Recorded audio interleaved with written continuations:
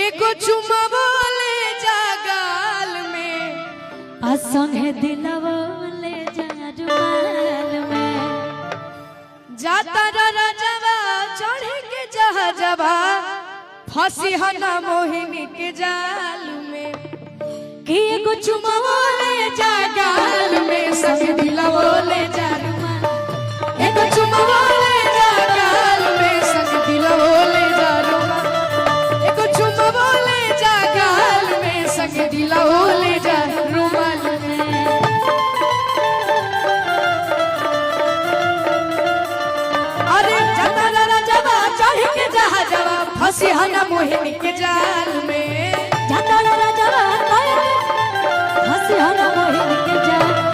एगो चुमा बोले जागाल में संग दिलवा ले जा रुमाल में एगो चुमा बोले जागाल में संग दिलवा ले जा रुमाल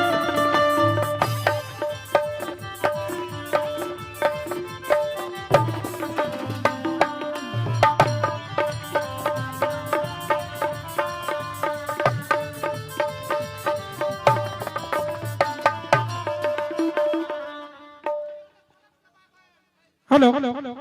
और आलम राज जी, अंतरा सिंह, प्रियंका जी, अगर हमारी आवाज आप दोनों आदमी के कानों तक पहुंच रही है तो जैसा कि आदेश है आप लोग मंच पे आ जाएं। आलम राज जी, नरमुंडा स्वामी जी और अंतरा सिंह, प्रियंका जी,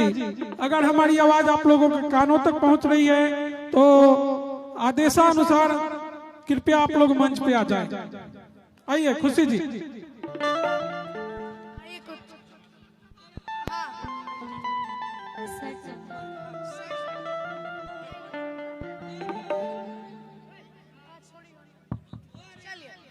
ओ छोड़ी गवन हरी में हरिया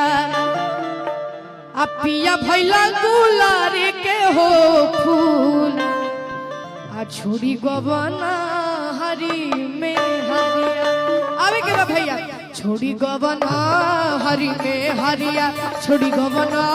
हरी में हरिया पिया भैला गुलारे के हो फूल छोड़ी गवन हरी में हरिया पिया भैला गुलारे के हो फूल छोड़ी गवन हरी में हरिया कवनी सबहतिया मरले बतिया कवनी सवतिया मरल बतिया अपनी गुजरिया के गैलत हो कि सुना सुना लागेला से जरिया सुना सुना लागेला से जरिया पिया भैला गुलारी के